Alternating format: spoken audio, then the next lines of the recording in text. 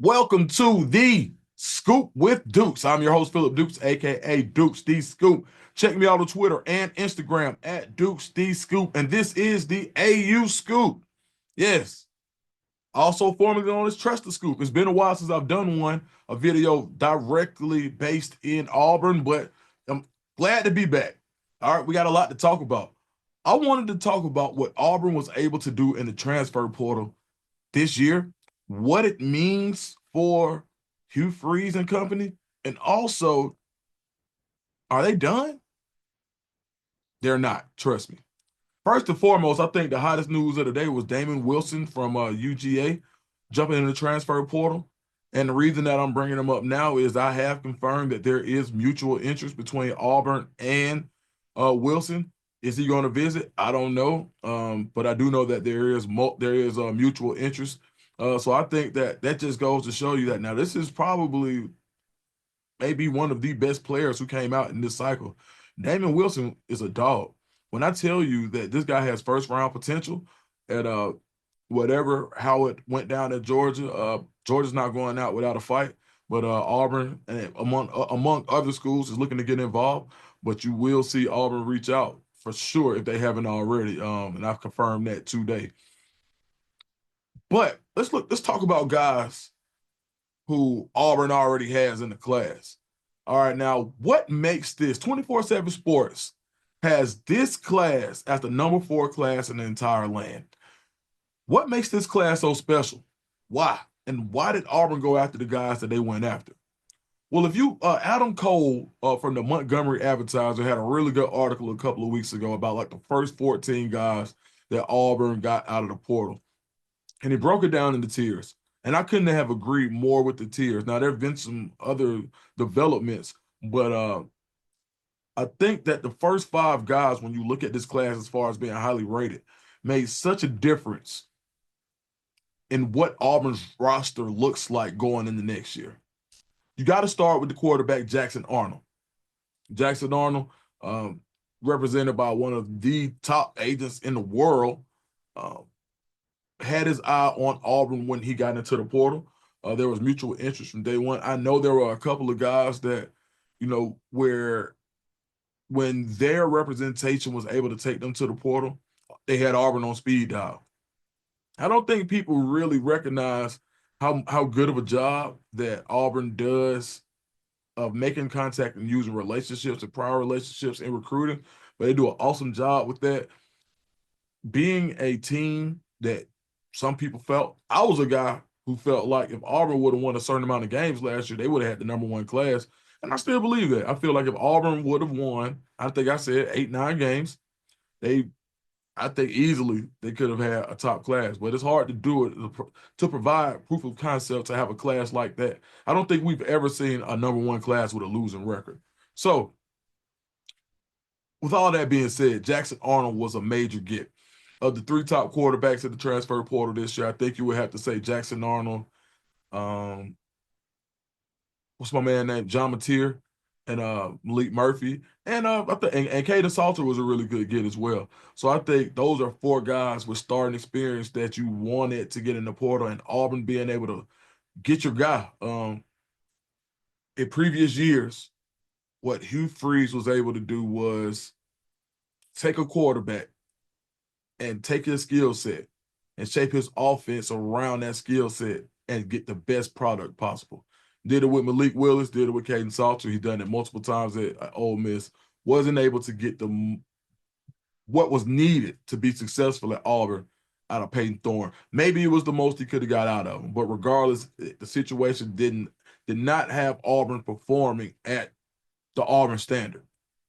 So you bring in a guy like Jackson Arnold, who has pedigree, who's done it at a high level, didn't have the best year last year, but you can see when you have 5 receivers with injuries in that receiver room, offensive line did not play as well as offensive line wasn't good at Oklahoma. No receivers, basically making the run game damn near non-existent. It was going to be hard on them.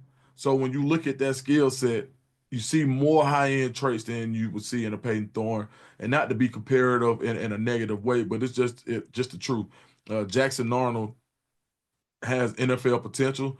Uh, he was a 5-star for a reason. When you look at why Dylan Gabriel even went to Oregon, it was because you had this 5-star breathing down your neck. Well, he didn't have the type of year he wanted. And now the transfer portal is a funny place because the transfer portal giveth and it taketh away as well. So you hire the the offensive coordinator from Washington State at Oklahoma. He brings his guy with him, Mateer, who a lot of people believe was the top quarterback uh, who transferred this year. So in Jackson Arnold, you get a guy with a big arm who flashed some a lot more mobility than we had seen in earlier games towards the end of the season. Maybe not the biggest quarterback in the world, but when you talk about a competitor, when you talk about somebody who has the IQ, who knows the coverages, who also knows the pass blocking schemes that he can call from the line. I think that's important as far as having a guy who has the IQ on multiple levels to see things before other people. Did it work as well as it should have at Oklahoma? Absolutely not. Did he have a full cache of weapons? No. Did he have anything near the weapons that he will have at his disposal at Auburn? Absolutely not. So I think that's getting a guy so highly rated is one of the reasons that and not just about what he did, but what he can do. Because there are going to be physical limitations on a lot of these quarterbacks in the portal. It doesn't matter how hard they work, doesn't matter how hard they study. They'll never have the arm strength of a Jackson Arnold. So being able to have a guy like this and a mobility, so being able to have Jackson, and I don't think people give Jackson Arnold enough credit for being as mobile as he is, and he's a true dual threat quarterback. So kudos to Auburn for starting off the class as strong as they did. And even the fact of being able to have a guy like Malik Murphy on campus lets you know how aggressive Auburn was in the portal this year. It still is. All right, so if your quarterback isn't your and to get a guy like a Jackson Arnold and he not be your highest rated recruit, that's insanity. Your highest rated transfer portal guy was Eric Singleton, the speedster out of Atlanta, who almost went to Auburn the first time around. Eric, who had a prior relationship with Kenyatta Watson, who's director of strategy and recruiting at Auburn. Uh, I think that Eric Singleton is one of those players that helps the offense so much because of his long speed and his ability to run the entire route tree. Now, when you pair him with a guy like Cam Coleman, you've got Malcolm Simmons in the slot, and he is interchangeable because Eric can play the slot as well. It's hard, you don't find guys who run 10 to 100s. Like currently, right now, Eric Singleton is probably number 3 all time in the 100-meter dash in the state of Georgia. Just think about you could just Tyreek Hill, leave it there. Um, so when you think about real life 10-2 speed, that's what Eric Singleton has. For him to be able to take the top off of defense and allow the other guys to work underneath and to be able to be a coverage eraser. Whereas if sometimes you're not going to throw it over the top in quarters because you know a guy has a head start on you, and especially if they're playing press bail technique, you're not going to be able to throw it over the top. It doesn't matter what coverage. Eric Singleton is a threat to get behind you every time, and that's why he was the number one wide receiver in the portal. So being able to have a battery that comes in the same class, quarterback like Jackson Arnold, 5-star out of high school, Eric Singleton, who was the the the prototype for working hard your freshman year and becoming and outplaying your ranking. As we remember, he was a 3-star who was considering Auburn very, very late in the process, but ended up at Georgia Tech. Like I said, Coach Watson had a lot to do with that. But now seeing Eric in this capacity as a guy who's possibly a one more good season away from being an NFL draft pick, it's insanity. And Auburn is really lucky to have him. Now you got to go to where what did Auburn do in order to get better in spaces outside of the quarterback room? And the wide receiver room, did you even need to get better? No, but they just got better. So when you're able to have a luxury pick of Eric Singleton's ability, that just goes to show you the aggression at Auburn. And I'm going to continue to speak about how aggressive Auburn has been in the transfer portal. But let's talk about USC offensive tackle Mason Murphy.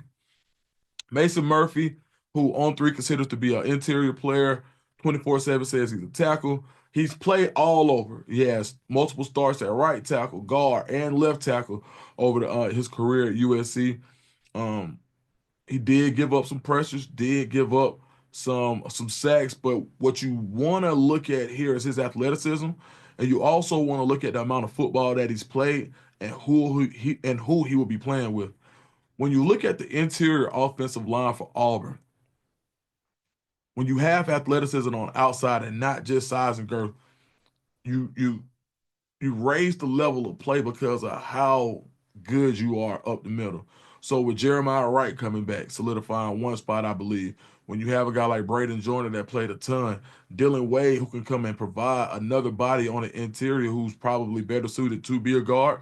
But now you're creating flexibility on that offensive line where you got a guy who was forced into a different position last year where he can go somewhere else where he's more comfortable. And Connor Lew, who's probably the best Connor Lewis probably the best offensive lineman you have in Auburn, and a guy like Mason Murphy was really important, especially when you lose a guy like Percy Lewis, who played a lot, left a lot to be desired, but at that size, you had to give him a chance, and he had some games where he did perform well, but the consistency wasn't there all year long. So you bring in guys, and I talked to an NFL guy, and he told me something. I always say this, and it makes a ton of sense. You'd rather have the consistent guy who may not have the potential than the guy who has the potential that performs inconsistently. Because I know what I'm getting out of the guy who's consistent. But the guy with the potential will get you fired. Because there'll be a time where you know he has the potential to do something and he doesn't do it, and it can blow everything up. And that's especially true on the offensive line. So bringing in somebody who may not have the top end talent as far as first round guy, oh yeah, but has played a lot of football, who played a lot of good football in the Pac-12 previously in the Big Ten, and somebody who has really good punch. And you can see that Jake Thornton has a brand or a style or a profile that he likes. When you bring in players that fit what he likes, then you can develop them more and you get more out of them. And so I think that Mason Murphy had a ton of schools after him. I think it was another good get on the offensive line. And then this transfer portal period, offensive linemen with starting experience have been at a premium. My phone goes off all the time, just random guys. Hey man, you know anything about a tackle? Tackle and rush in. Those were the two. And it makes sense because once you get past the quarterbacks, most of the quarterbacks are already spoken for because it's such a premium position. When you get to offensive, once you leave the quarterback, you got to protect them. And once you protect your quarterback, you got to go get someone else's quarterback. So Auburn was able to do that again in the transfer portal, and I think that putting Murphy, if this all works out, Xavier Chaplin from Virginia Tech was another guy. Chaplin had a better run of a season last year, played a ton, starting experience, a guy who could play left or right tackle, but I would imagine he's your starting left tackle next year. To be able to bring in bookends in the class where in a world where offensive tackles are at such a premium from Auburn to be able to get two starters with a lot of starting experience, you're not going to get and a lot of times you bring in a group of five guys and they're able to play at that level, but there's a bit of a learning curve from having to do it every day. Well, these guys have been playing power forward football every day. So there's less of a learning curve and they're ready to come in and play. And I think that and if they don't do anything else, they raise the level of play in that room where you've got guys who are young that need to see guys who've done it at a high level already. So I think it's huge for Auburn to be able to get bookend tackles. Now, the fifth guy that my man Adam Cole was talking about as far as being one of the major pieces was Rayon Strader, which I'll get to in a minute. But I think that now at that edge rusher position, Chris Kelly from UTSA, or no, excuse me, Sam Houston State. Make sure I got that right. Chris Kelly, Sam Houston. I'll cover so many teams and just doing so much. Sometimes yeah, man. Chris Kelly got offers from all across the SEC. Kentucky was after him. Um, and when I say Chris Kelly's his first name. Chris is Chris Murray. So Chris Murray did got a ton of offers. Um, had a ton of production, 5.5 sacks last year, a lot of tackles for loss, 6'3", 240. Man, when you talk about somebody who exemplifies a buck, that's what you want. Chris Murray, I keep wanting to call him Chris Kelly. Chris Murray commits to Auburn. Truly excited. I heard a lot about him as far as what he will represent for Auburn. When you lose, when you hit on a guy like Jalen McLeod who played well, you want a backfield. Now you got guys like Jamonte Waller that's coming on strong, and you had a really good season out of Keldrick Falk. But having that true buck position, somebody who can really get after it and can drop when needed, you need the type of athleticism that Murray has. So I think that was a huge pickup for Auburn. Being able to get them at this time in the portal when a lot of people are thinking that Auburn has shot all their bullets, they're still reloading and they want to continue to get better against along that that defensive line. They're not finished the offensive line either. But I think Murray is somebody when you talk about being explosive at the point of attack, he's someone that gives Keldrick Faulk a running mate, and you can rotate him, keep him fresh. You got more guys. A lot of people aren't talking about Key Crawford, but Key Crawford is going to play a major role this year as well. So when you bring in multiple guys who have a similar skill set, those three guys who are really fast off the edge, who have great bend, when they're going against that same offensive tackle, you're going to create a gap in explosion from being fresh. And that's what Auburn continues to do, what they want to do, continue to do on that edge. So I think that getting Chris Murray is huge when you pair him with a guy like uh, Key Crawford. I think you can't say enough about what Auburn is doing along the defensive line, and that's more so a linebacker position. But we can go back to Rayon Strader, who 6 feet tall, has length, can run, really good ball skills, cornerback, played Miami, Ohio. What he provides is Auburn the opportunity to do something that'll make them so good um, defensively in the secondary, and that we didn't see a lot of, and that's moved Kane Lee into the slot. Crawford, Kane Lee did a really good job last year. But I think that being able to move Canley into the slot because you got an outside guy. I've talked to some people over there, and they're excited about how you can move, how you can weaponize Ken Lee at this point with his skill set. If you brought somebody else in on the perimeter, so I think Strader was someone that am I saying his name right? Let me make sure. Yeah, Rayon Strader. Um, He's someone that provides the length that you need. So when you're going to cover three schemes, you want someone who's long enough to compete when they do want to contest in deep third, who do want to try you in deep third, but also has good enough speed to come back and support and run coverage after you bail. So being able to provide that on the outside is something that allow Ken Lee to be weaponized. And you already know you got a freshman All-American on the other side, so that secondary only gets stronger. And that was one of those under the radar moves that people in the know really like, but it wasn't blown up, right? So Strader was another really sneaky good get for Auburn. Another one was Horatio Fields, 6'3" wide receiver, played on the other side of Eric Singleton's best friend, Deuce Alexander, who ended up going to Ole Miss. Man, I thought it was I didn't know what they were gonna do at wide receiver because I thought Deuce Alexander was coming too. That's the son of Route King, one of the biggest trainers in Atlanta. His son is Hilton Alexander. Uh, but Deuce ends up going to Ole Miss, and Horatio Fields comes.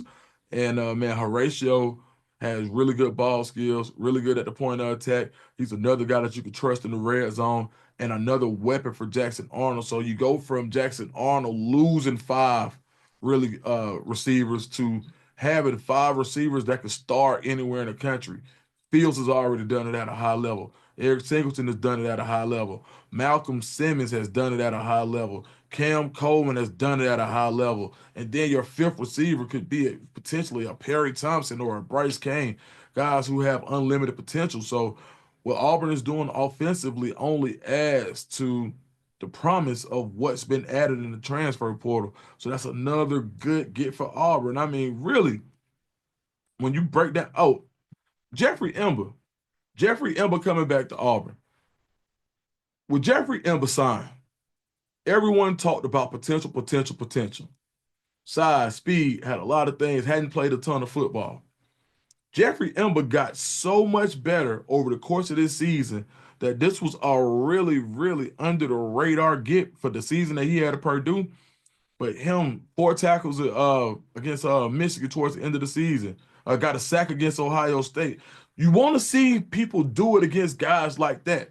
So yeah, he didn't have the gaudiest stats, but he got stats when it mattered. Jeffrey Ember added to that room, to that D line room, where you could put him next to a guy like Malik Blockton. Imagine when you go 4 down, Ember, Blockton, Falk, whoever's at the book. It could be Crawford. It could be Murray. When you look at that defensive line and the guys that are coming behind that can provide depth, Auburn looks a little scary up the front. They do. So all of these additions, and there are more, and we could talk about some more guys as well, but I think the most important thing to know in this transfer portal, as we all know, that NIL is a real factor, and people don't spend their money where they don't support things. And I think that this show of being able to allow Auburn to be competitive from an NIL perspective lets you know that Auburn's going all in and they're expecting to be as great as possible this year. It's a two-edged sword because when you get these type of resources, it brings pressure. This year, there's going to be a lot of pressure on Coach Freeze and company to perform. I think they're up for the challenge, and I just think this roster is starting to look like a SC championship caliber roster. Am I predicting that they'll win it? No, not at this point. But do I think that they brought in enough people to like? You got to think about it now. Auburn was good enough on defense to win 9 last year. If you take away those, think about the first 4 or 5 games of the season where they were passing out turnovers like turkeys on Thanksgiving. Like they literally had an opportunity to win. They were in so many games where you look at the Cal game, you look at the Vandy game, even the Georgia game, you were in it, like the defense gave you an opportunity to win. So there were so many opportunities for Auburn to be better. And what did they do? They went and got the offense right. They got the offense right with the already juiced up defense that's going to be out looking for blood. Oh, and the last guy I want to talk about is Xavier Atkins, Debo Atkins, who came from LSU, another under the radar signee in the transfer portal. And when I say that he shocked a lot of people by going to Auburn, and his sole reason was DJ Durkin. When you talk about an explosive run hit linebacker, he reminds you of a young T. Will. With more athleticism, to be honest. Like he's a more athletic version of what take y'all way back, but we all talk about T. Will the coach and forget about T. Will the player as far as being that undersized guy that was gonna give you everything he had every time, and every time he hit somebody, you had to know that he was in the building. Same thing with Xavier Debo Atkins. And he was adamant about wanting to come to Auburn and develop. A lot of people thought that he was going to go to Colorado because of his relationship with Corey Phillips, who's on a recruiting staff there as a budding star in this industry. But ultimately, it was what Durkin provided to him as far as trust and how much he recruited him on the previously when he was at Texas A&M. So I think that Debo is another guy that you pair with a DeMarcus Riddick and it makes you really explosive. And if I didn't like anything about Auburn's defense last year, I liked how explosive they were. I got to talk about one more guy. The running back from UConn is good. He's good. Like he's good. He's gonna play.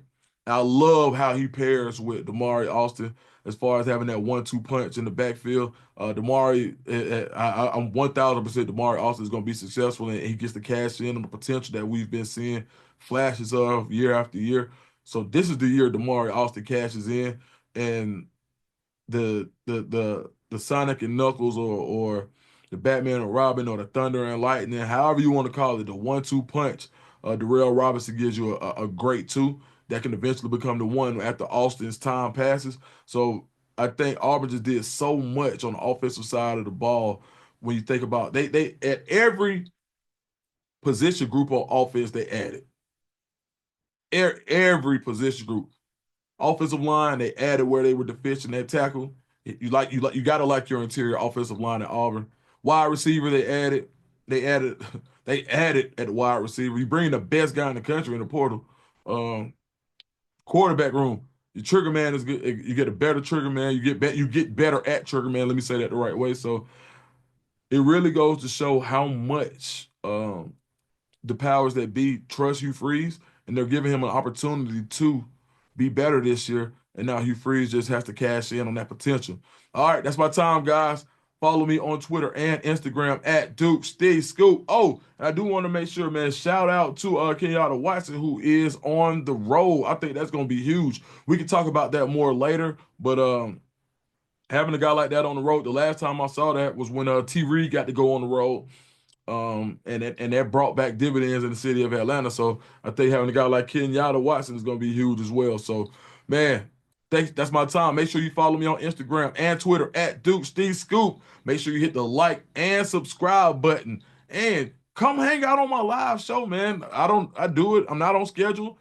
Turn the notifications on. You'll see. But that's our first Auburn video in the books, and right now, it looks like every Monday, but I might just start updating as I feel. Get how you live. All right, war down.